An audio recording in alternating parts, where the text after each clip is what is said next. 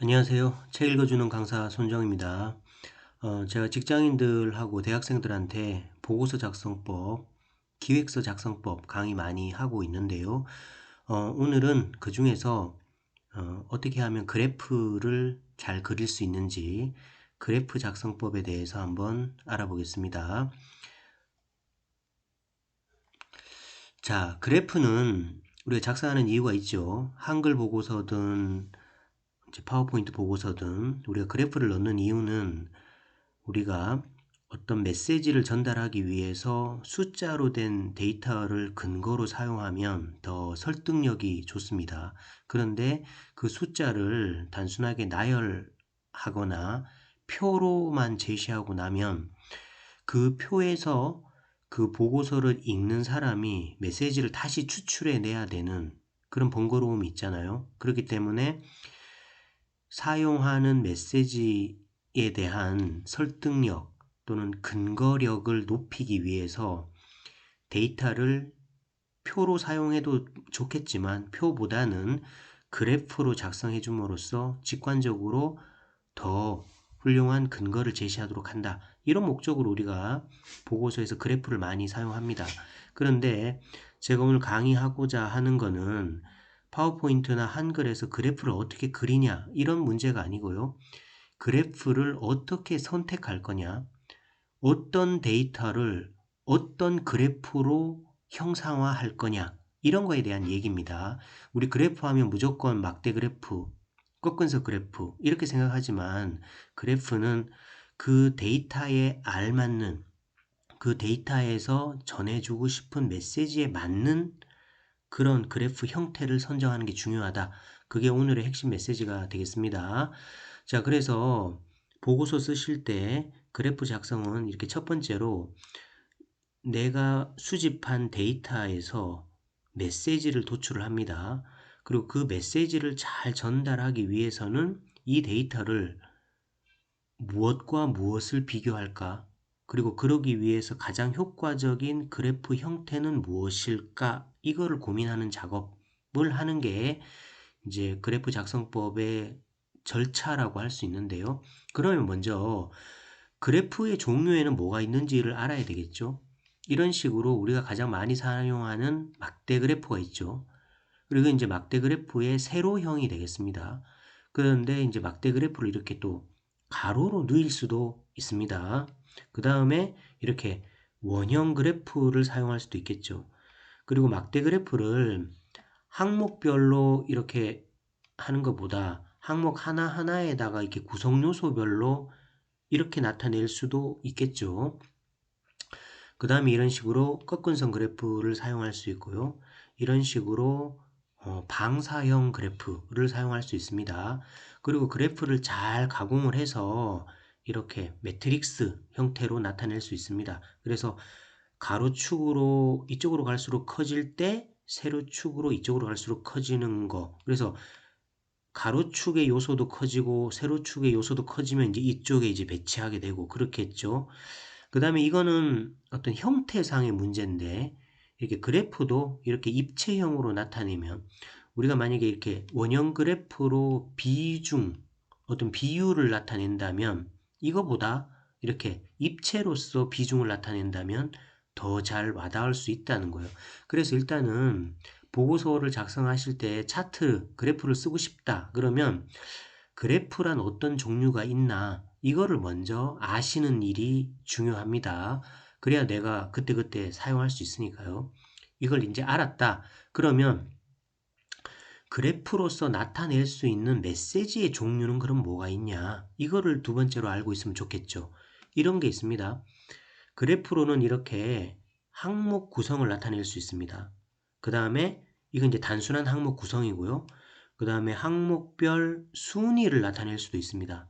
그 다음에 요거는 이제 항목이라면 이게 도수 분포입니다. 도수 분포란 이렇게 항목별은 가로축에 말 그대로 항목이 나온다면 도수 분포는 항목이라기보다 별량의 크기가 나오는 거죠. 그래서 뭐 시험 성적 같은 거 뭐 몇 점대에 몇 명이 있냐 이런 식으로 나타낼 때는 도수 분포가 더 낫겠죠. 그 다음에 이런 식으로 두 집단을 비교하는 메시지도 그래프로 나타낼 수도 있습니다. 그 다음에 2x2 매트릭스 이런 걸로는 상관관계라는 메시지를 나타내는 거죠. 그 다음에 꺾어선 그래프는 주로 시간별 추이라는 메시지를 우리가 제공하게 됩니다. 그래서 그래프를 작성하실 때는 이런 식으로 그래프의 종류도 알고 계시고 그 다음에 그래프 종류별로 나타낼 수 있는 아주 효과적인 메시지 형태는 뭐냐? 이것도 알고 있으면 우리는 뭐 무조건 꺾은선 그래프나 막대 그래프만 쓰는데 그게 아니라 때에 맞는 그래프를 사용할 수가 있다. 자, 그러면 이럴 수 있다는 거예요. 우리가 꺾은선 그래프라면 무조건 시간별 비교는 꺾은선 그래프로 나타낸다. 이렇게 그냥 습관적으로 시계열 그래프라 그러죠. 시간별 그래프는 그냥 꺾은선으로 나타내고 마는데 아닐 수도 있는 거예요. 막대 그래프로서 시간별 비교를 할 수도 있는 겁니다. 왜냐하면 내가 그 데이터의 메시지를 잘 쳐다보니까 그냥 시간별로 이렇게 변했다라는 게 중요한 게 아니라 특정 시점에 특정 시점에 데이터량이 감소했다. 이거를 내가 좀 더 직관적으로 보여주고 싶다. 이럴 때는 꺾은선 그래프보다는 이렇게 막대 그래프로 한 다음에 여기에 이렇게 화살표를 넣어주는 것. 이렇게 하면은 아, 요 부분에 확 줄어들었다. 그죠? 이게 더 메시지 전달이 잘 되잖아요. 그래서 시간별 데이터라고 해서 무조건 꺾은 선만 쓰시지 마시고 어떻게 하면 더 잘 표현할까? 이걸 고민하신 다음에 이렇게 그래프를 선정하시면 좋을 것 같습니다. 뭐 이제 사례를 한번 볼까요? 뭐 이런 사례가 있습니다. A 제품과 B 제품이 있는데 우리나라 지역별로 A 제품과 B 제품의 점유율이 이렇게 있습니다.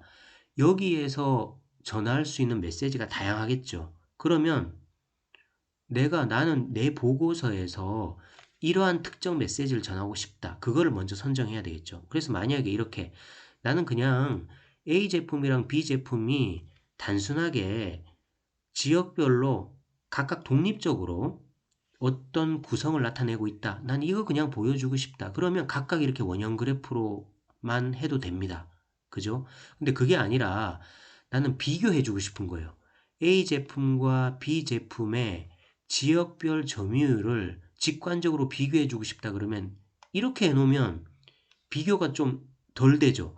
이거 주황색 이걸 34, 7 이렇게 내가 바로바로 이렇게 눈을 돌려가면서 봐야 되지만 이렇게 해놓으면은 그냥 양옆으로 바로바로 비교가 되죠.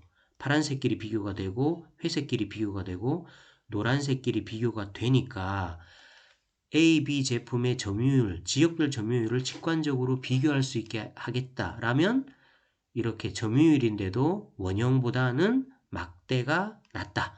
그죠? 이런 식입니다. 그 다음에 나는 A, B를 비교하는 게 아니라 A 제품 자체의 1위부터 4위까지, B 제품 자체의 1위부터 4위까지를 나는 보여주고 싶다. 이럴 때는 이렇게 막대 그래프를 뉘어서 이렇게 크기별로, 순위별로 이런 식으로 해주면 또 비교가 더 잘 됩니다.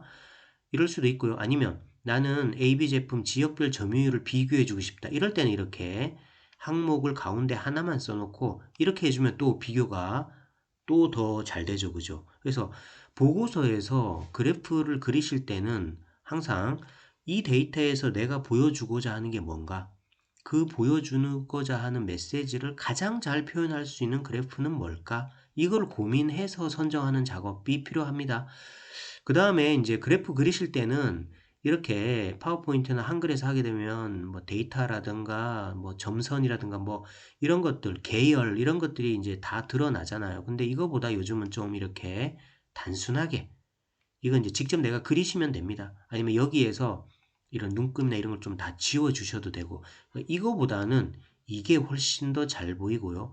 그리고 또 중요한 거는 내가 나타내고 싶은 곳은 이렇게 색깔을 좀 다르게 해주셔가지고 중요 포인트를 좀 부각하는 거 이렇게 해주시면 더 좋을 것 같습니다.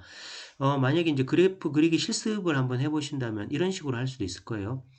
만약에 2017년부터 2021년까지 어떤 회사의 매출액과 순이익이 이렇게 데이터가 있습니다. 그럼 이걸로 뭘 나타낼 수 있을까요? 이제 우리 각자 잠깐 멈추고 한번 실습해 보셔도 좋고요. 사례를 한번 보면 모범 사례를 만약에 나는 매출액과 순이익이 지속적으로 증가하고 있다. 그거는 우리가 연령층에 따른 타겟 상품을 출시했기 때문이다. 이런 메시지를 전달하고 싶어요. 그러면 그냥 이렇게 막대 그래프로 하셔도 됩니다. 그래서 파란색은 매출액이고 주황색은 순이익이다. 그럼 매출액도 증가하고 순이익도 증가하고 있다. 근데 매출액이 이렇게 쭉 우리가 지속적으로 계속 증가할 수 있었던 이유는 타겟 상품을 잘 출시했기 때문이다. 이 메시지를 전달하기 위해서는 그냥 이 정도만 그리셔도 돼요. 근데 나는 여기에서 그게 아니라 이게 잘 보시면 매출액이 꾸준히 증가하는데 잘 보시면 순이익이 매출액의 10% 비율로 증가하다가 2021년에는 10%가 안 돼요.